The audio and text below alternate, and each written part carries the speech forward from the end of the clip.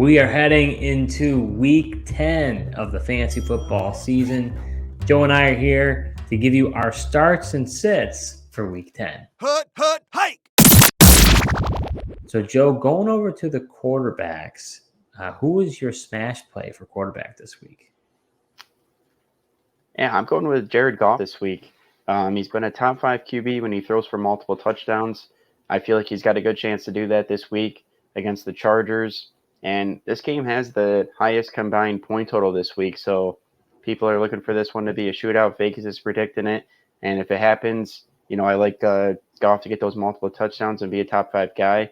And the Chargers have also allowed the second most fantasy points to the quarterback position this season, which bodes pretty well for him.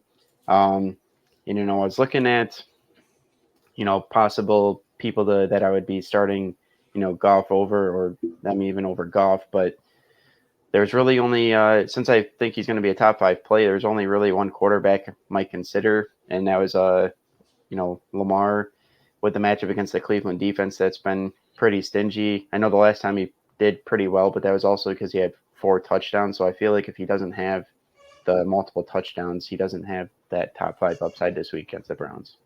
So my sleeper play for quarterback this week is quarterback Will Levis. We just saw C.J. Stroud light up the Buccaneers. So is it Levis's turn? Over the past 3 weeks, not including Tampa Bay's bye, they have allowed the QB1 in Stroud for week 9, the QB2 in Josh Allen for week 7, and then the QB2 in Jared Goff for week 8. So Levis has had a disappointing week, against the Steelers. He only had 267 passing yards and an interception, but it was a tough matchup in Pittsburgh. I think Levis is going to have a very good game, though, against the Bucs due to what they've done over these past few weeks. So I think he will right the ship against the Bucs. I'm taking him instead of Geno Smith versus Washington, even though it is a good matchup for him. Russell Wilson at Buffalo and Brock Purdy at Jacksonville. I like Levis better than all 3 of those guys. I meant to say Jared Goff in week 6 for Tampa Bay, but I just think that Levis, we saw what he did in his rookie debut. He had multiple touchdown game. It was really impressive. So I think Tampa is one of the best matchups going. And the thing is, I try to be very mindful of is when you look at these rankings of how when you're like, oh, the opposing player, this is what the team does against this opposing position, right? You got to look at it recently, because if you see the Denver Broncos, it's like, oh, the Denver Broncos. Well, yeah, they were horrible, for the first few weeks. Their defense has really clamped down. So you really got to be, what has happened over the past few weeks. You really got to dial in there, in my opinion. So, Joe, who is your quarterback stinker for Week 10? Yeah, I'm going to go with last week's darling and go with C.J. Stroud. He had a great last week. We talked about the matchup with the Buccaneers and how good it is. But I think he's in for a potential stinker this week, against the Bengals defense on the road. Lou Anarumo's got that defense playing. It's a tough place to play. I think the edge rushers are going to, be able to get to C.J. Stroud and make him feel a little uncomfortable. And I feel like Stroud is almost reminding me of the Goff situation last year with the home and road splits. Stroud has been far better at home this year. He's on the road against Cincinnati. We'll see, but I think he could have a down week, especially compared to what we saw last week. But, compare him to guys like, Trevor Lawrence, Sam Howell, I'd be playing over Stroud. But Geno's kind of where I draw the line. I'd be willing to still roll out Stroud over Geno at this point. So head over to the running backs. My smash play of the week is Javonte Williams. The Denver Broncos are coming off a bye week. So many of you may have forgotten what Javonte did in 2 weeks ago when he had a career high in rushing attempts against the Chiefs with 27 attempts. The Bills get gashed by the run. I can say that because I watch them every week. And Sean Payton has had a whole week to scheme against these Buffalo Bills. To address their rush defense woes, they went ahead and signed Linval Joseph. I just don't know how much impact he's truly going to have. Over the past 2 weeks, the Bills have allowed the opposing running back to be an RB1, and I expect much of the same this week for Javonte Williams. I'm playing him instead of Saquon Barkley against the Cowboys. And I think, in my view, he's a top 5 running back, to be honest with you, this week. I think he's going to do really, really well.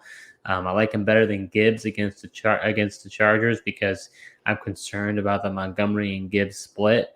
I know Gibbs has been doing really well, and I'm not starting Bijan Robinson. I'm going to go ahead and start Javonte Williams.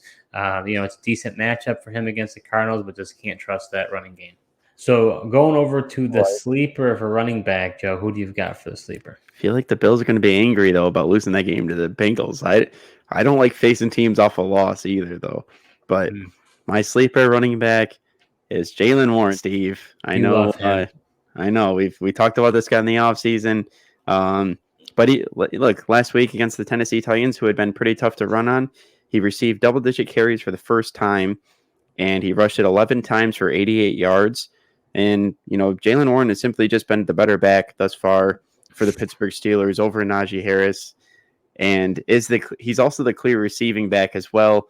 This week they face the Packers, who are in the top 10 at allowing fantasy points to the running back position. I like the matchup. I think this is the week. Hope maybe we'll even see Jaylen Warren just get more work than Najee Harris. I know Najee's been looking a little bit better, but Jaylen Warren's still the more explosive player, and I think this is his potential to have a big week this week. And I'd be playing him over, guys like James Cook, David Montgomery, but where I draw the line to the point you mentioned Javonte. I definitely wouldn't start him over him, but it's going back to the Devontae and Gibbs against the Chargers. The Chargers have actually been pretty good against the run, so I don't know if I would really even want to be starting either of those guys. So my stinker for the week is running back Saquon Barkley.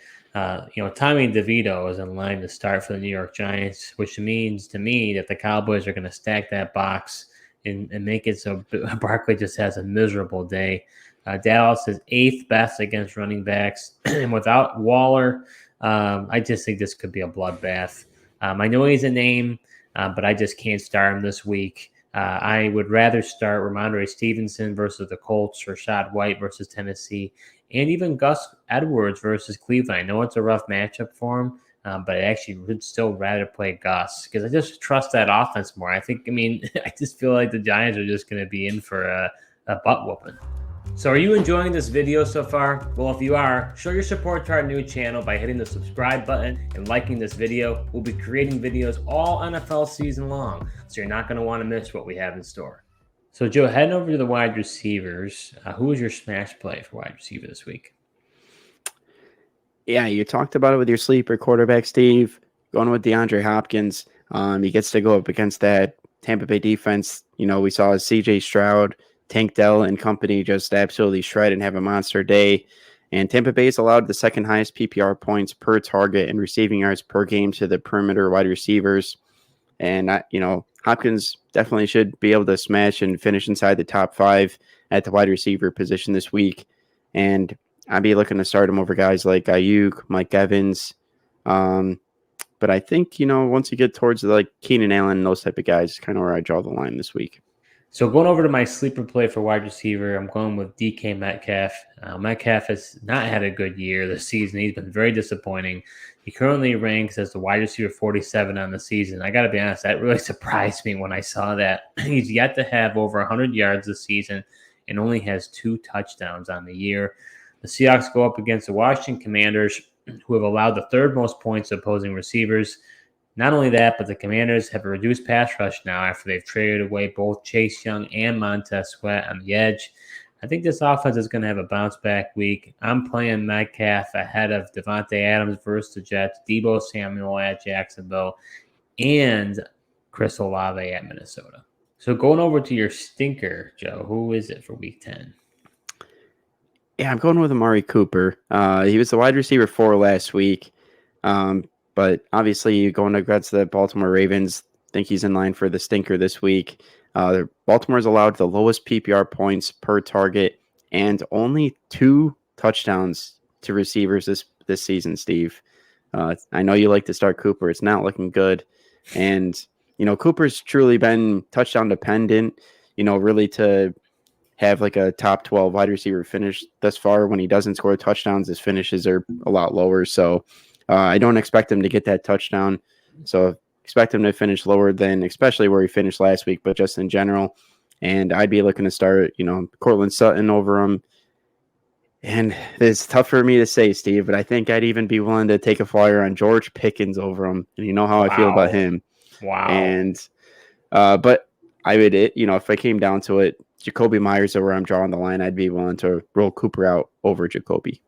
So going over the tight end position, my smash play for tight end, and boy, I've been waiting to do this for the longest time, and I finally have my opportunity. So listen up, Joe. My smash play of the week is Dalton Kincaid. He's starting to shine with who I thought he was going to be. I had him as one of my guys.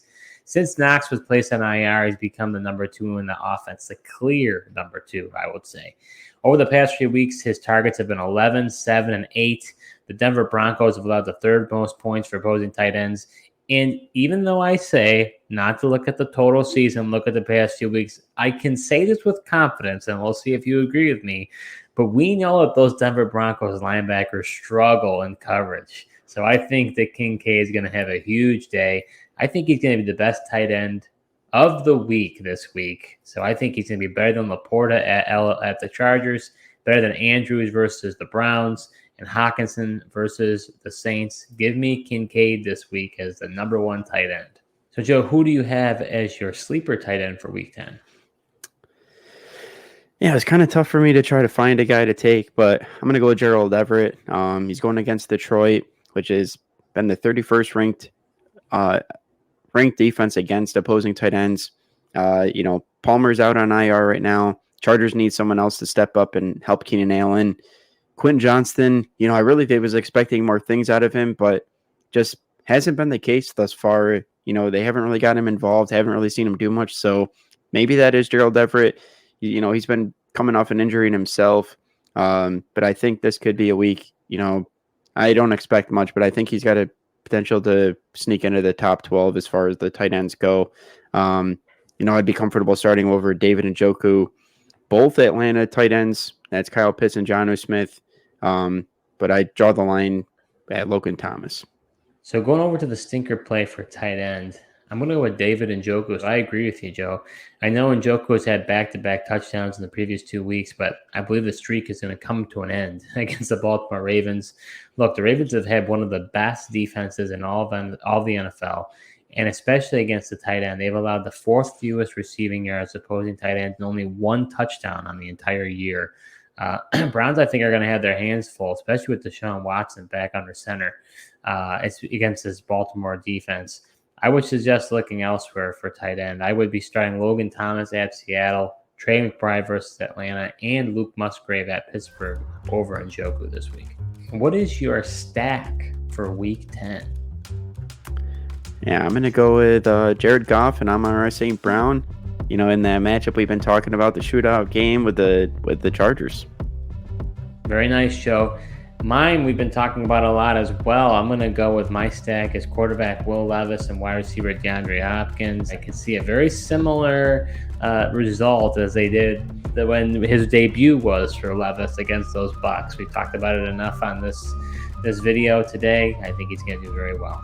Thank you so much for watching. We'll be back next week for Week 11 starts and sits.